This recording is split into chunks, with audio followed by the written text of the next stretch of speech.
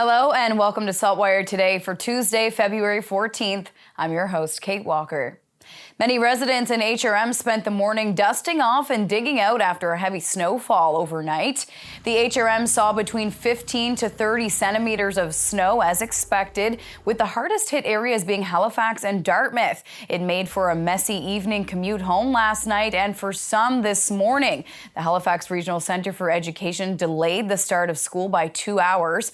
A series of universities across HRM also waited a few hours to begin classes due to the snow. Some Halifax transit routes are on snow plan. As most of the snow has now been cleared up, the municipal overnight parking ban has been lifted. A proposed class action lawsuit against the Government of Canada for the mental health crisis in the RCMP will be heard in court this summer. The proposed class action was started in September 2020 on behalf of regular members of the RCMP, criticizing the RCMP's handling of the mental health impacts of the job on regular members. The class action must be first certified. On Friday, Wagner's Law filed a detailed brief setting out its arguments for why the federal court should allow a trial on the subject. A two-day hearing will be held in June to see if it can proceed.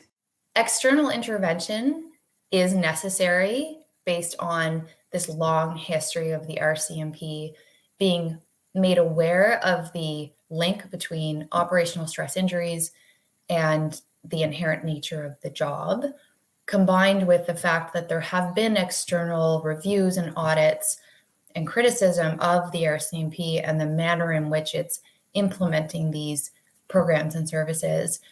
And the RCMP has had ample time to respond and improve. And there's been a lot of lip service. There's a lot that's been committed to writing, but the evidence shows that it's actually not changing and it's not improving. While there are a variety of programs and services offered by the RCMP to address these concerns, the claim suggests the system is deficient and disregards the mental health issues. To date, over 900 individuals have contacted Wagner's expressing interest in the class action. Enfield-born rap star Classified will be bringing his tour home to Halifax this weekend. Classified has now wrapped up the nearly 30 stops on his retrospective tour, an acoustic hip-hop album of 15 re-recorded songs that has taken a different approach to traditional rap concerts. Definitely a different type of tour because I've always toured with like my DJ and my brother and, you know, our full band, and this was more stripped down acoustic. Just a very different type of show. So I was a little bit nervous about how that was even going to go over with fans that have been out to shows, but the reception was great. Like, a lot of people said it was the best show they ever saw. The project, released in June 2022, got him nominated for 6 East Coast Music Award nominations and a Juno nomination for Rap Album of the Year. The Canadian hip-hop scene is very international now, especially with like Drake and a lot of his camp and their artists that are doing stuff. You know, we got some of the biggest rappers in the world now, you know, not just big in Canada. So, you know, to still be recognized on that level like that, it feels pretty good. Classified will be performing this weekend, the 17th and 18th, at the Lighthouse Arts Centre here in Halifax, an opportunity for his family to see him perform at home. Classified also has shows booked for St. John on March 2nd, then Annapolis Royal on March 4th. Now to Canning, Nova Scotia, where the former Catholic church in town is being transformed into an arts hub and community gathering space. The newly proposed project is called the Annex. SaltWire's Kirk Starrett has the details. The former Catholic church in Canning is being transformed into an inclusive, accessible arts hub and community gathering space. Thanks to a generous donation from Friends of Ross Creek Centre for the Arts, the former church is being renovated to create the Annex. Ross Creek Executive Director Chris O'Neill says the result will be a unique facility unlike any other in the Annapolis Valley.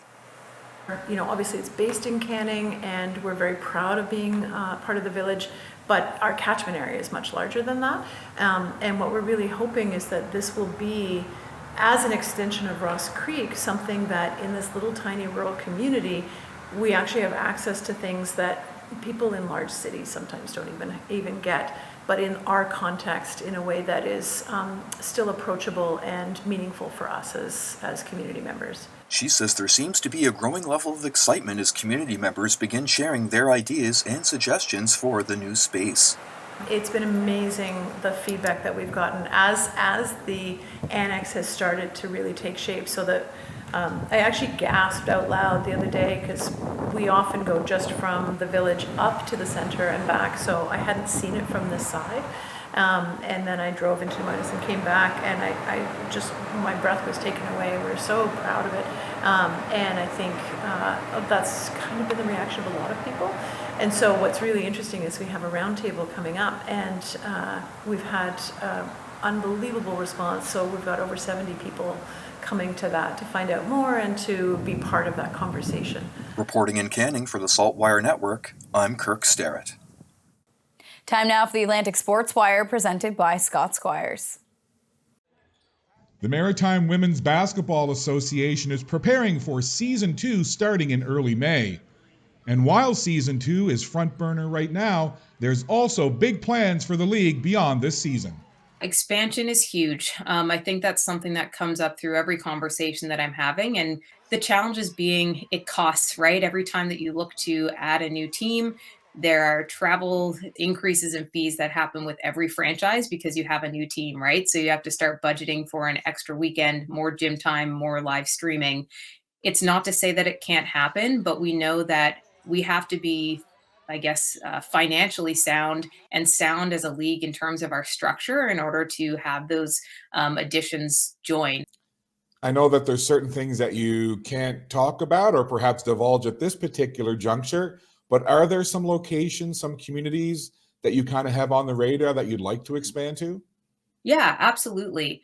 PEI for sure, right? We talked about this last year, and we know that there are a few folks that are interested in that area. So we've already had lots of discussions with them. Obviously, we know that Nova Scotia, we have so many universities and colleges that are within our province. So we are recognizing that the market is there. It's just a matter of trying to determine where is it? Is it based out of Truro? Is it based out of Antigonish, Cape Breton, right? So trying to identify where are the athletes that want to play, and then what are the supports that are within that area. And the last thing I think that we really have to consider is, again, how does that impact the structure of the league, right? So depending on where a franchise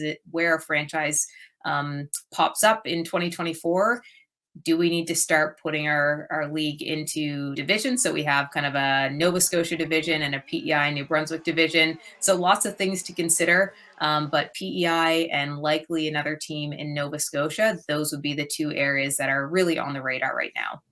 You can learn more about the league by visiting them online at themwba.ca. In Halifax, I'm Scott Squires for the Atlantic Sports Wire.